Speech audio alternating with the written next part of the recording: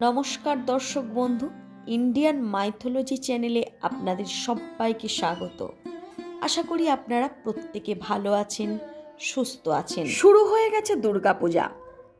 আমরা যদিও জানি যে ষষ্ঠী থেকে দুর্গাপূজার আরম্ভ, কিন্তু যাদের বনেদি বাড়ি তাদের কিন্তু প্রথমা থেকেই দুর্গাপূজা আরম্ভ হয়ে যায়। এবং এটাও আমরা সবাই জানি, এই দুর্গাপূজাকে অকাল বোধন বলা হয়, কারণ ভগবান রামচন্দ্র রাবণকে বধ করার জন্য অসময়ে দেবী দুর্গার আহ্বান জানিয়েছিলেন। তাই সেই সময় থেকে আশ্বিন মাসের দুর্গাপুজোকে অকাল বোধন নামে জানা হয়। কিন্তু আপনারা জানেন কি, যে এই প্রথমা থেকে দশমী পর্যন্ত যে মা দুর্গার পূজা হয়ে থাকে 9টি রূপের, অর্থাৎ নবদুর্গার, সেই নবদুর্গা কারা? কেন মা দুর্গার প্রয়োজন হয়েছিল নবরূপ ধারণ করার? তো বন্ধুরা, আজকের আমি আমার ভিডিওতে সেই বিষয়ে আলোচনা করব। তাহলে আপনারা আজকে শুনতে থাকুন যে নবদুর্গার মাহাত্ম্য। আশ্বিনের শারদপ্রাতে বেজে উঠেছে আলোক মঞ্জরি, কারণ এই সময়টা দেবী মহামায়ার অকাল বোধনের সময়। সূর্যের দক্ষিণায়ন তথা আমাদের শরৎকাল হচ্ছে দেবতাদের কাছে রাত্রি। স্বভাবতই নিশিকাল দেবতাদের নিদ্রামগ্ন থাকার সময়, আর তাই এই সময় কোনো দেবদেবীকে পূজা করতে হলে আগে তাকে জাগরিত করতে হয়। দেবতার আশীর্বাদ লাভের হেতু তাকে জাগরিত করে তোলার এই প্রক্রিয়াটাকেই বলা হয় বোধন। শরৎকালে রামচন্দ্র মাতা আদ্যাশক্তিকে নিদ্রা থেকে জাগরিত করে পূজা করেছিলেন বলে এই পূজাকে অকাল বোধন বলে আখ্যায়িত করা হয়। তবে পুরাণ অনুসারে এই অকাল বোধনের কৃতিত্ব দেয়া হয়েছে প্রজাপতি ব্রহ্মাকে। আসলে শক্তি ও শক্তি মানে সর্বক্ষণে ঘটে চলে অনন্ত লীলা বৈচিত্র্য। তারা কত রূপে যে কত খেলা করেন কে বুঝতে পারে? আমরা কি জানি যে দেবী মহামায়ার অকাল বোধনকে কেন রামচন্দ্র করেছিলেন? রামচন্দ্র কি স্বয়ং ব্রহ্মা নাকি? তাহলে আসুন জেনে নেওয়া যাক যে অকাল বোধন, নবরাত্রি ব্রত এবং মা দুর্গার নবরূপ তথা নবরাত্রিতে পূজিত নবদুর্গার প্রত্যেকটি রূপকে। সন্তান বৎসলা, মঙ্গলময়ী এই দেবীর রূপভেদ যে কত ব্যাপক, মাতৃরূপিণী দেবী মূর্তি যে কতটা কল্যাণকামিনী, কখনো ভয়ঙ্কর, আবার কখনো মহালক্ষ্মী রূপিণী দেবী যে কতটা শক্তিশালী, তাই আলোচনাতে আপনি বুঝতে পারবেন। কৃত্তিবাসী রামায়ণে অকাল বোধন করেছিলেন দশরথ নন্দন শ্রীরামচন্দ্র, কিন্তু পুরাণ বলে অন্য কথা।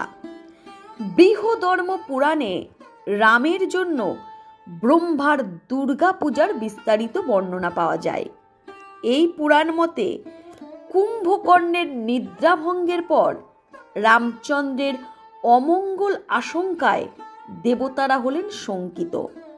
তখন ব্রহ্মা বললেন, দুর্গা পূজা ছাড়া অন্য কোনো উপায় নেই।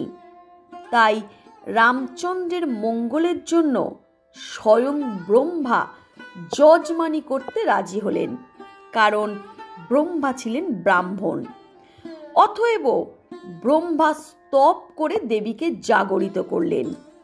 দেবী তখন কুমারীর বেশে এসে ব্রহ্মাকে বললেন, বিল্ব বৃক্ষ মূলে অর্থাৎ বেল গাছের তলায় দুর্গার বোধন করতে। তখন দেবতারা মর্তে এসে দেখলেন এক দুর্গম স্থানে একটি বেল গাছের শাখায় সবুজ পাতার রাশির মধ্যে পরমা সুন্দরী এক বালিকা নিদ্রামগ্ন। ব্রহ্মা বুঝলেন এই বালিকায় জগৎ জননী মা দুর্গা। তিনি বোধন স্তবে তাকে জাগরিত করলেন। ব্রহ্মার স্তবে জাগরিতা দেবী বালিকা মূর্তি ত্যাগ করে চণ্ডিকা মূর্তি ধারণ করেন।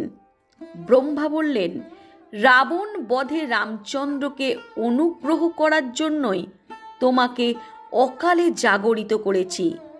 যতদিন না রাবণ বধ হয় ততদিন তোমার পুজো করব। যেমন করে আমরা আজ তোমার বোধন করে পুজো করলাম, তেমন করেই মর্তবাসী যুগ যুগ ধরে তোমার এই অকাল বোধনে পূজা করবে। যত কাল সৃষ্টি থাকবে তুমিও পূজা পাবে এইভাবেই। একথা শুনে চণ্ডিকা বললেন, সপ্তমী তিথিতে আমি প্রবেশ করব রামের ধনুর্বাণে। অষ্টমীতে রাম রাবণে হবে মহাযুদ্ধ। অষ্টমী নবমী সন্ধিক্ষণে রাবণের দশমুণ্ড বিচ্ছিন্ন হবে। সেই দশমুণ্ড আবারও জোড়া লাগবে, কিন্তু নবমীতে রামের বাণে নিহত হবেন রাবণ। দশমীতে রামচন্দ্র করবেন বিজয় উৎসব। ত্রেতা যুগের রাবণ বধ বাংলার লক্ষ লক্ষারের দুর্গাপূজায় রামচন্দ্র বোধনের মন্ত্রে নাশারি দুর্গার হে দেবী বোধন করে রাবণ বধের রাত্র পালন করার জন্য নবরাত্রি তোমাকে অকাল বোধন করেছিলেন। আমিও থেকে সেইভাবে পর্যন্ত আশ্বিন মাসে মা দুর্গা তিথিতে এই সময় তোমায় তিথি থেকে করছি নবমী অবধি মোট 9 দিন 9টি রূপ ধারণ করেন।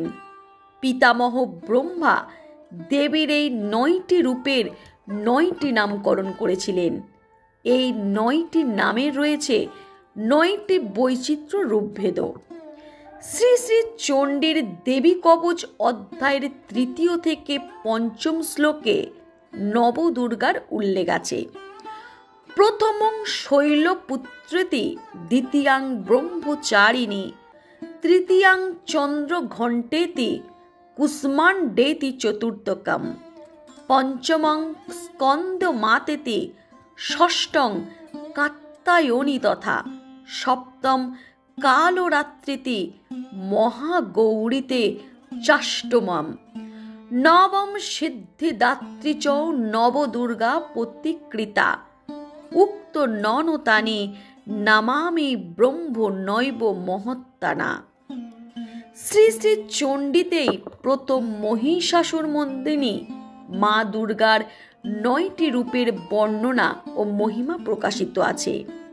মহালয়ার সাথে সাথে কৃষ্ণপক্ষের অবসান ঘটে সূচনা হয় দেবী পক্ষের।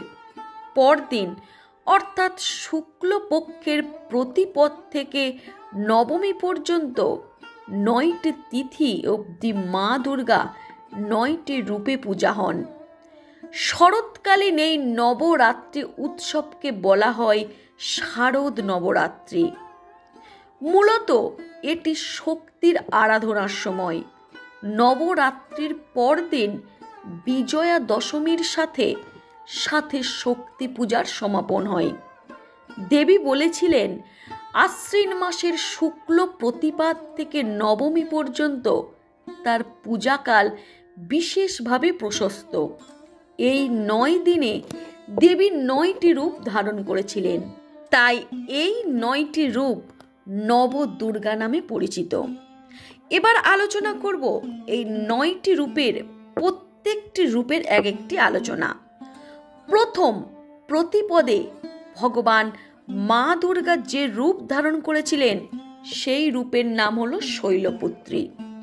তিনি কেন এই শৈলপুত্রীর রূপ ধারণ করেছিলেন? আশ্বিন মাসের শুক্ল প্রতিপাদে পূজিতা হন এই মঙ্গলময়ী দেবী মূর্তি।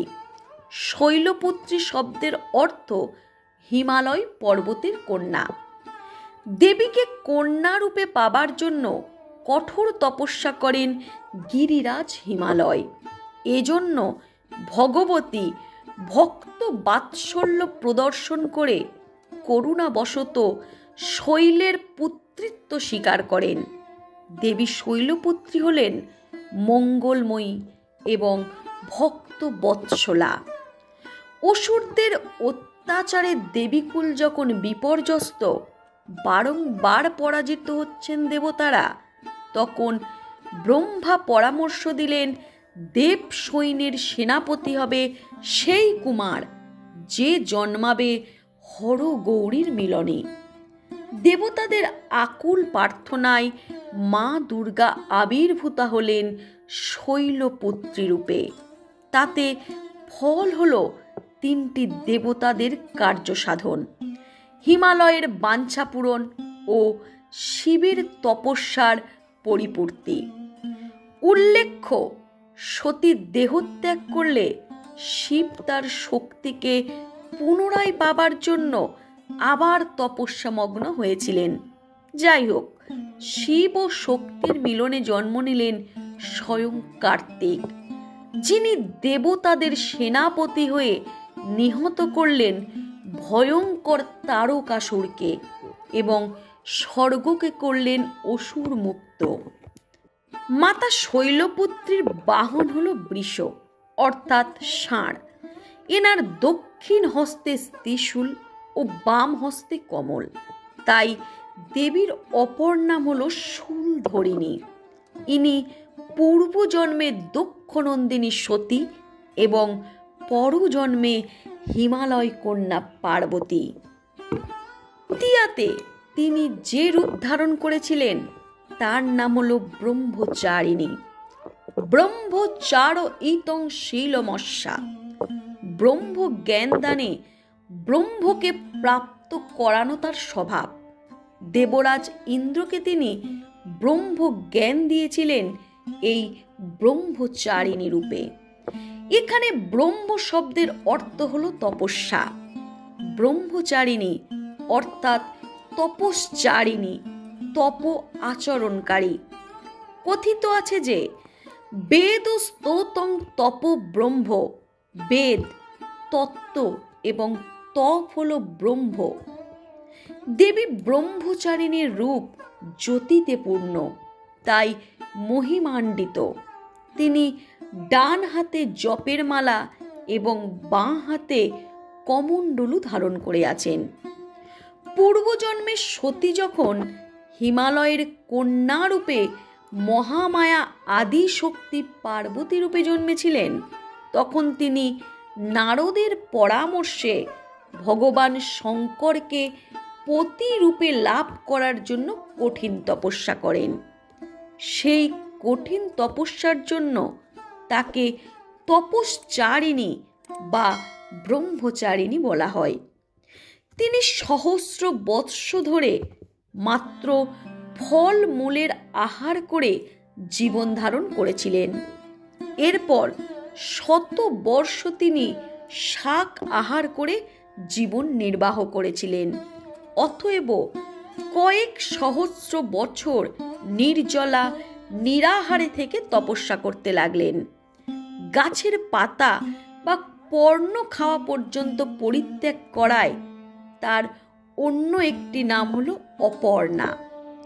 কয়েক সহস্র বছর এই তপস্যায় ব্রহ্মচারিণী দেবীর শরীর কৃশ তথা একদম ক্ষীণ হয়ে গেল। এমন ক্ষীণ কৃশ শরীর দর্শন করে মেনকার মুখ থেকে ওম মা শব্দটি বেরিয়ে গিয়েছিল। তাই দেবীর আরেক নাম হলো উমা। অবশেষে পিতামহ ব্রহ্মা তাকে সম্বোধন করে প্রসন্ন হয়ে আকাশবাণীর মাধ্যমে বললেন, হে দেবী, আজ পর্যন্ত কেউ এরূপ কঠোর তপস্যা করেনি। তোমার দ্বারাই এই রূপ তপস্যা সম্ভব। তোমার এই অলৌকিক কাজে চতুর্দিকে ধন্য ধন্য রব উঠেছে। তোমার মনস্কামনা সর্বতোভাবে পূর্ণ হবে। ভগবান চন্দ্রমৌলি শিবকে তুমি অবশ্যই পতিরূপে পাবে।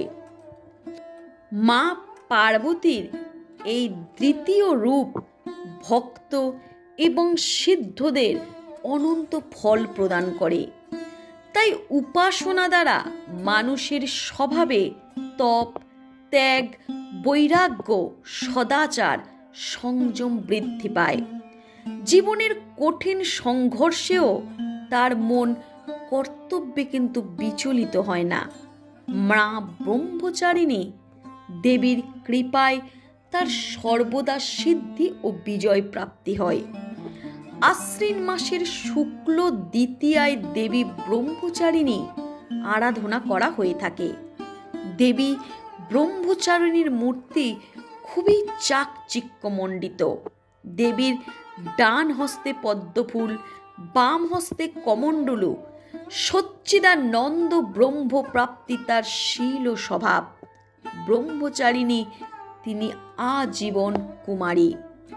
এই রূপেই তিনি দ্বিতীয়াতে পূজিতা হন। আজ আমি দেবীর দ্বিতীয়া রূপ পর্যন্ত আলোচনা করলাম। আপনারা যদি দেবীর আরও সপ্তম রূপ পর্যন্ত শুনতে চান তাহলে অবশ্যই আমার চ্যানেলের সাথে সর্বদা যুক্ত থাকবেন। আর যারা আমার চ্যানেলে নতুন তারা আমার চ্যানেলটিকে সাবস্ক্রাইব করে আমার পাশে থাকবেন। আজ এই পর্যন্ত। নমস্কার, ভালো থাকবেন।